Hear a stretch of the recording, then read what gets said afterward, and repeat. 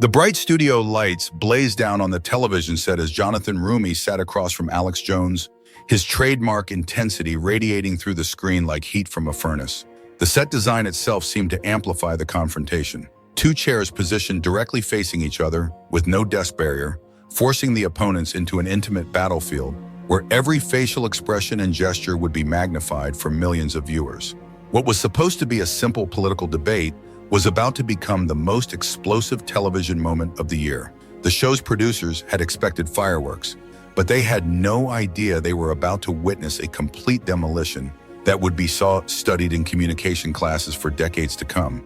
Jones had no idea that the actor sitting across from him had spent weeks preparing for this exact moment, armed with documents that would completely destroy his credibility in front of millions of viewers. "Welcome back to our special political debate segment," the host announced as cameras rolled live across the nation. Tonight, we have conspiracy theorist and media personality Alex Jones facing off against actor Jonathan Roumie. Jones leaned forward in his chair, that familiar smirk spreading across his face. He dominated countless debates before, using his loud voice and aggressive tactics to overwhelm opponents. But Roumie sat calmly, a manila folder placed neatly on the table beside him, his eyes focused and determined.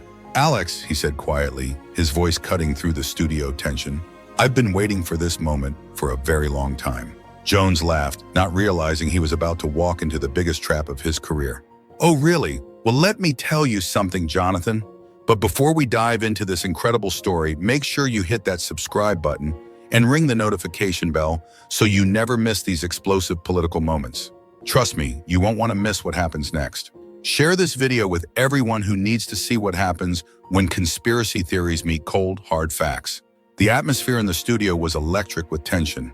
Camera operators zoomed in closer, sensing they were about to capture something historic. The production crew exchanged nervous glances, knowing they were witnessing a moment that would be replayed for years to come. Jones had walked into this debate expecting another easy victory over an actor. His usual strategy was simple: overwhelm opponents with rapid-fire accusations, emotional outbursts, and conspiracy theories that were impossible to fact-check in real time. He'd used these tactics successfully for decades, building a media empire worth millions by turning political discourse into profitable entertainment. But Roumie wasn't just any actor.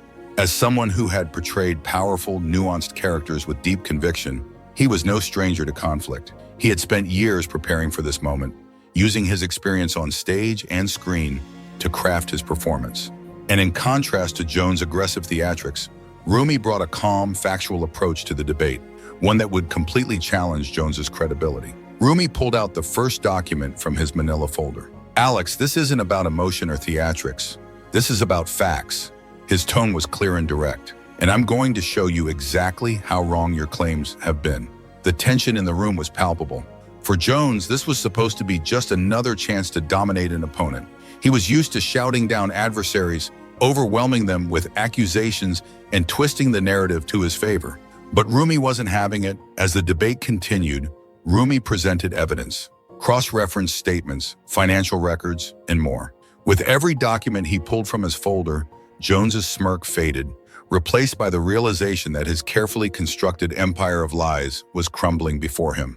Roumie remained composed, every word carefully chosen, his performance as an actor blending seamlessly with his commitment to truth. "I've spent weeks going through your claims, Alex," he said calmly, "and I'm going to show you exactly how harmful and false they are." His preparation and methodical approach dismantled Jones's arguments one by one. For the first time in a long time, Jones found himself unable to raise his voice over his opponent's calm precision. Roumie's performance was a masterclass in handling manipulation, and Jones could do nothing but flail in desperation as his claims were proven false. Roumie's calm demeanor and deep knowledge contrasted sharply with Jones's emotional outbursts. Roumie wasn't just acting, he was providing evidence-based arguments that showed how Jones had misled millions of people. The audience, initially divided, quickly turned their attention toward Roumie, recognizing that he wasn't just there to argue, he was there to present truth. This debate was no longer just about a political point of view. It had become a battle between logic and manipulation. Roumie was not just proving that Jones was wrong, he was showing America how dangerous misinformation could be when left unchecked. Roumie's cool, calculated approach wasn't just about silencing a conspiracy theorist. It was about giving people the tools to recognize false narratives and the importance of factual, documented truth. As the debate came to a close, Jones found himself struggling to maintain control. Roumie had not only defended his position, but had also shown how deep the problem of misinformation went. And for the first time, the world saw a conspiracy theorist confronted with irrefutable proof of his deceit. Law enforcement officials were also paying attention, as many of them had dealt with the real-world consequences of conspiracy theories. From harassment campaigns to actual violence, committed by people who believe false information spread by personalities like Alex Jones. As the debate officially began, Jones immediately went into his signature attack mode, leaning forward aggressively and pointing his finger at Jonathan Roumie like he was conducting an orchestra of chaos. "Let me tell you something, Mr. Roumie," Jones began, his voice already rising to that familiar shout. "You and your party have been pushing the biggest conspiracy theories in American history. You claim there's some kind of secret conspiracy among patriotic Americans who just want to save their country." The studio audience, filled with both Jones's supporters and Roumie's allies, immediately began buzzing with tension. Jones had opened with his standard tactic, accusing his opponents of the very thing he was guilty of. His voice carried that familiar edge of manufactured outrage that had made him millions over the years. "You talk about misinformation," Jones continued, now standing up and pacing behind his chair like a caged animal. "Your party has been spreading lies about election integrity, about patriotic Americans, about everything. And now you want to sit here and lecture me about truth. You've been part of the establishment machine that's been lying to Americans for decades." The cameras captured every dramatic gesture as Jones waved his arms theatrically, playing to his audience with the same performative anger that had built his media empire. But Roumie remained perfectly calm, watching Jones perform his theatrical routine with the patient expression of someone who'd seen this exact show before. He made a few notes on a legal pad, occasionally glancing at the manila folder beside him. "Are you finished with your opening statement, Mr. Jones?" Roumie asked when Jones finally paused for breath. Jones laughed loudly, playing to his supporters in the audience. "Oh, I'm just getting started, sweetheart. You politicians think you can intimidate its real Americans with your fancy titles and your corrupt system, but we see right through you." "Sweetheart," Roumie raised an eyebrow, his acting background giving him an almost regal composure. "Mr. Jones, I'm an actor and an advocate for truth. I think we can maintain professional courtesy here." But Jones was already moving into his second wave of attacks, pulling out his phone and waving it dramatically. "Professional courtesy?" Jones barked. "You want to talk about professional courtesy while your party tries to silence independent media? While you attack the First Amendment rights of real journalists?" The tension in the studio was building rapidly. Jones's supporters were cheering his performance while Roumie's allies watched nervously, wondering if Roumie could handle his aggressive tactics. Jones continued his verbal assault. "I've been exposing government corruption for over 20 years, while you've been what? Playing pretend in Hollywood? I've risked everything to bring the truth to the American people." "Truth?" Roumie finally spoke, his voice cutting through Jones's theatrics like a knife through butter. "Mr. Jones, since you brought up truth, I think it's time we had an honest conversation about your relationship with that concept." For the first time since the debate began, Jones seemed slightly taken aback. There was something in Roumie's tone, a confidence that suggested he wasn't just planning to trade insults with him. "Oh, here we go," Jones muttered, trying to regain his momentum. "Another politician about to lecture me about truth while she covers up for the real conspiracies happening in Washington." "Actually," Roumie said, opening his manila folder for the first time, "I'm going to do something different. I'm going to show you and everyone watching exactly what your version of truth really looks like." The studio fell silent. Even Jones stopped pacing, sensing that something had changed in the dynamic of the debate. "You see, Mr. Jones," Roumie continued, pulling out the first document from his folder, "while you've been busy shouting about conspiracies and selling supplements to your followers, I've been doing something you've apparently never tried: actual research." Jones tried to interrupt, but Roumie's calm authority commanded the room's attention in a way his theatrics never could. Roumie, drawing on his deep understanding of performance and narrative, presented the facts in a measured tone, as if he were delivering a scripted monologue in a courtroom drama. "I have here documented evidence of 17 specific claims you've made over the past 2 years," he said, holding up a thick stack of papers with color-coded tabs and highlighted sections. Claims that have been repeatedly and thoroughly debunked by multiple independent sources. Claims that have caused real harm to real people and communities across America.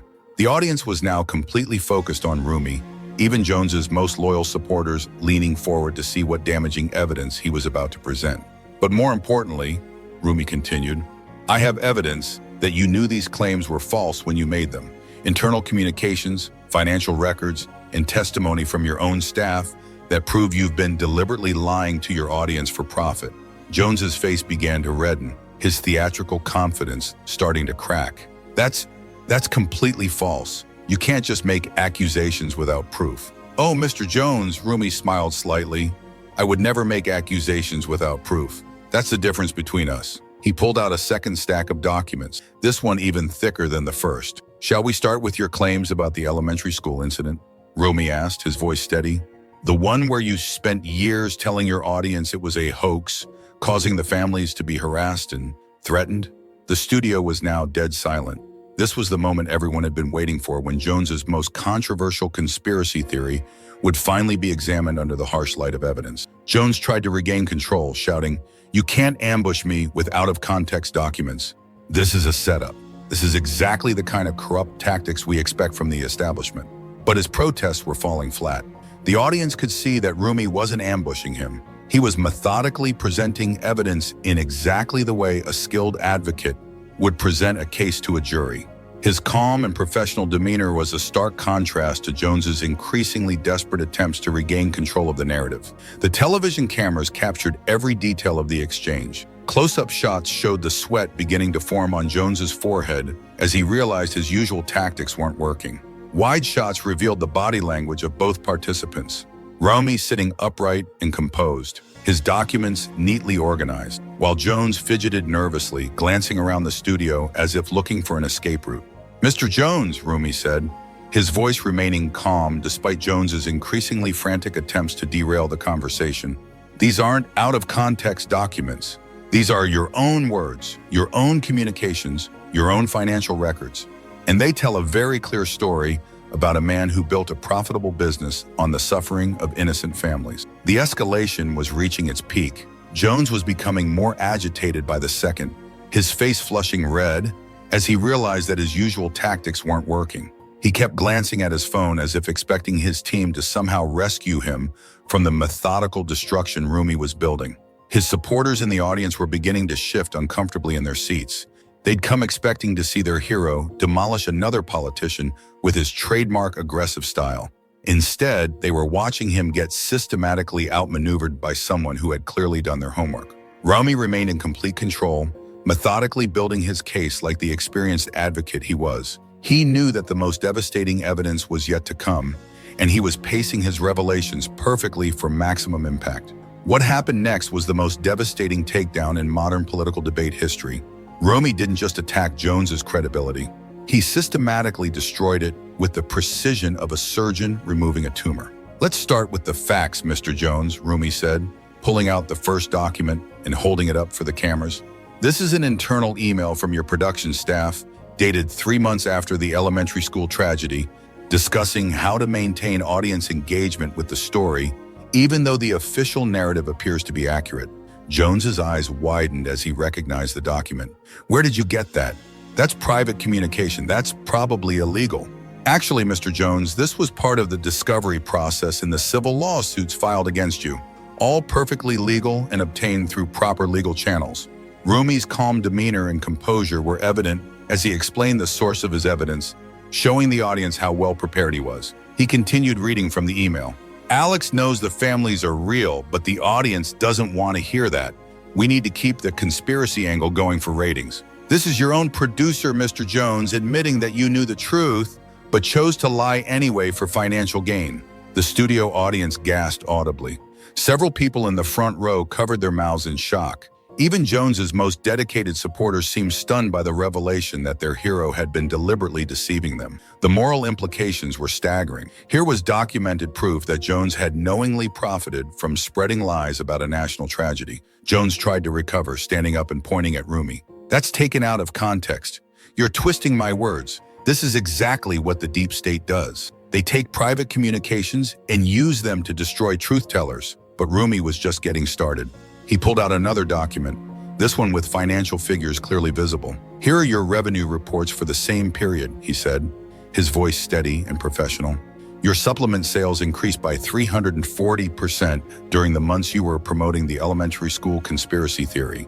Your audience donations went up by 280%.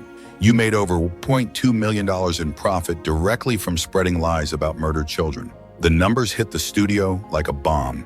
The moral implications were staggering. Jones had profited enormously from the pain of grieving families. Jones was now visibly sweating, his usual confidence completely shattered. The revenue numbers are coincidental. People support independent media because they want the truth. Because they want the truth. Roumie's voice carried a hint of anger for the first time. "Mr. Jones, here's another email from your staff. This one discusses how to respond when audience members started asking questions about the inconsistencies in your conspiracy theory." He read directly from the document. "When people ask for evidence, redirect to emotional arguments about government overreach. Don't engage with specific factual claims because they don't support our narrative." The audience was now completely silent, absorbing the devastating revelation that Jones's operation was deliberately designed to avoid factual scrutiny. But Roumie wasn't finished. He had saved the most damaging evidence for last. "Mr. Jones, do you remember having a conversation with your head researcher 2 years ago about the elementary school families?"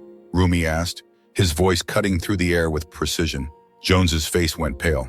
"I don't know what you're talking about." Roumie pulled out a final document, a transcript of a recorded phone call. "This is a transcript of a phone conversation between you and your researcher discussing how to handle the mounting evidence that your conspiracy theory was false." He began reading in a clear, steady voice. "Jones, I know the families are real, but we've gone too far to back down now. If we admit we were wrong about this, our whole credibility is shot." Researcher: "But Alex, some of these families are getting death threats from our audience." Jones: "That's not our responsibility. Our job is to ask questions, not to manage how people react." The studio erupted. The moral implications of the recorded conversation were overwhelming. Jones had known his lies were causing real harm to innocent people and had chosen to continue anyway. Jones exploded in fury, his face red and veins bulging in his neck. "That's illegal recording. That's a setup. This is exactly what the globalists do. They infiltrate organizations and create fake evidence." But his protest sounded desperate and unhinged compared to Roumie's calm presentation of documented facts. "Mr. Jones," Roumie said, his voice now carrying the full authority of his legal training, "this recording was made by your own employee who came forward when he could no longer tolerate being part of an operation that was harming innocent families. He provided this evidence voluntarily to the civil attorneys representing the families you defamed." He paused, letting the weight of the evidence settle over the studio. "But let me ask you directly, Mr. Jones, knowing what you know now, knowing that real families lost real children, knowing that your audience has harassed and threatened these grieving parents based on your lies, do you have anything to say to those families?" This was the moment of truth. Jones could have taken responsibility, apologized, and tried to salvage some dignity from the situation. Instead, he chose to double down in the most spectacular way possible. "I'm not apologizing for asking questions," Jones screamed, his voice echoing through the studio. "That's what journalists do. We ask questions, and if people can't handle questions, maybe they're hiding something."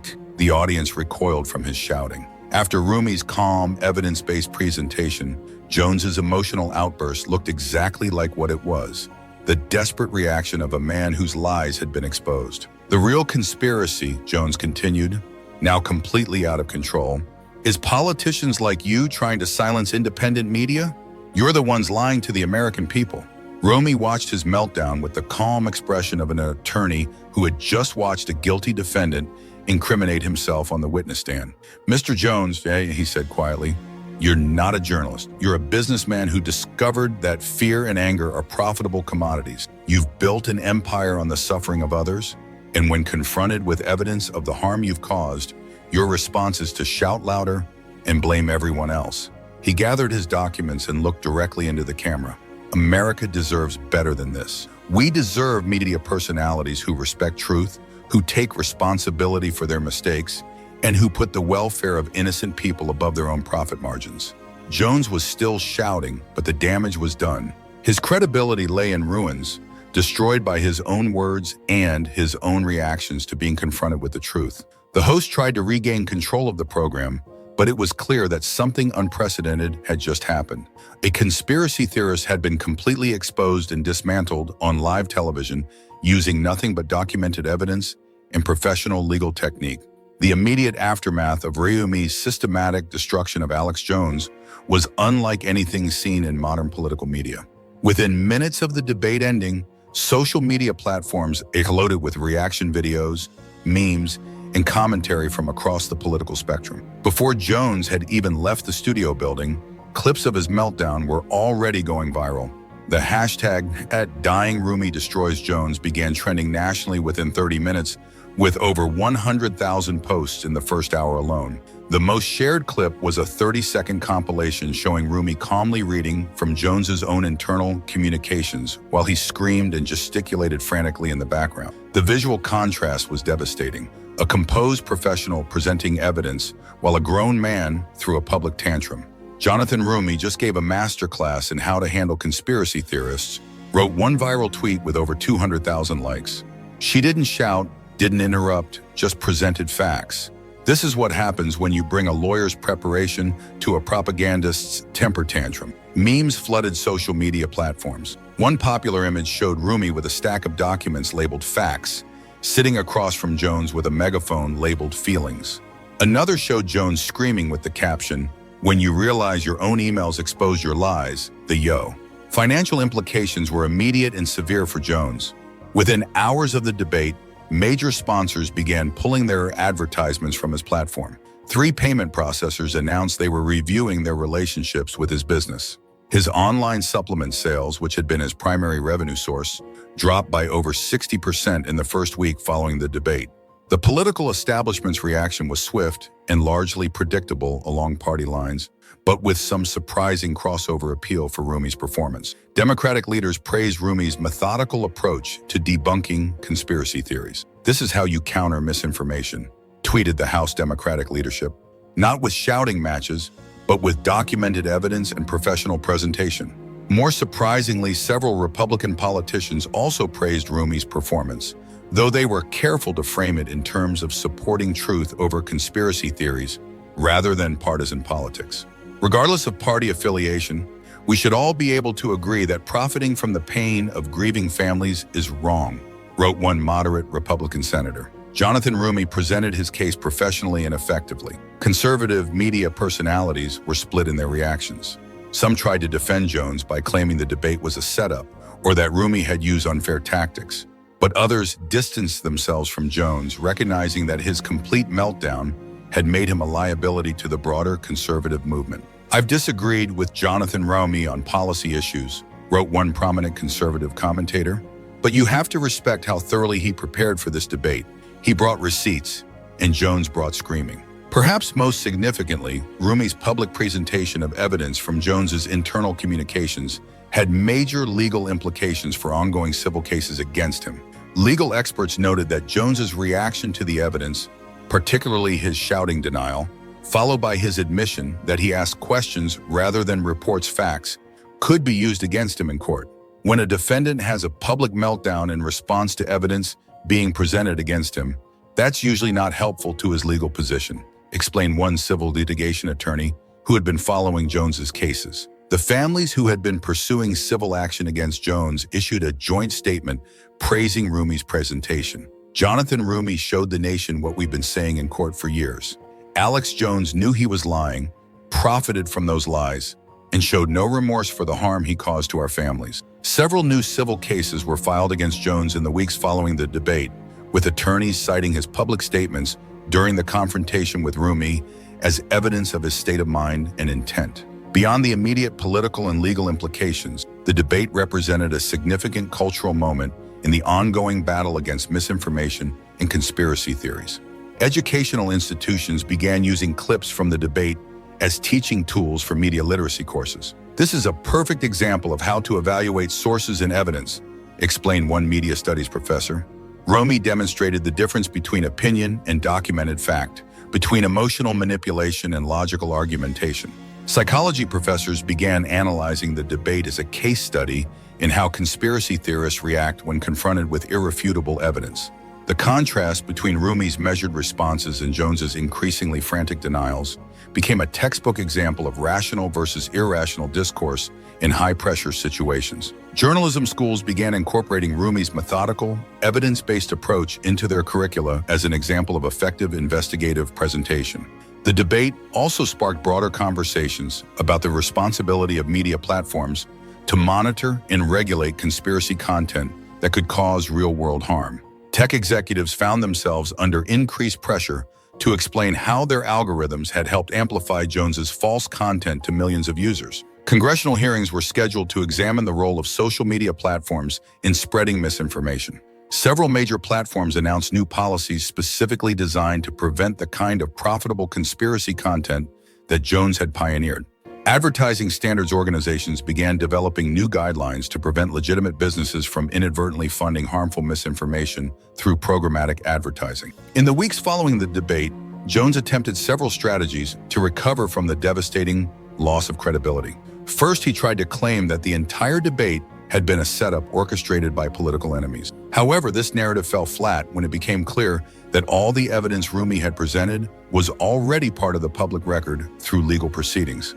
Next, he attempted to pivot to attacking Roumie personally, questioning his motives and credentials. This strategy also backfired, as it only served to remind people of his unprofessional behavior during the debate. Finally, Jones tried to reframe the confrontation as proof of a broader conspiracy against independent media. However, his own recorded words admitting that he knew the truth but chose to lie anyway made this narrative impossible to sustain. His audience numbers continued to decline steadily in the months following the debate. Many of his former supporters expressed disillusionment, not just with his specific lies, but with his inability to take responsibility when confronted with evidence. Online forums that had once been filled with Jones supporters began turning critical, with longtime followers questioning everything they had believed. "I supported Jones for years because I thought he was fighting for truth," wrote one former follower in a widely shared social media post that garnered over 50,000 likes.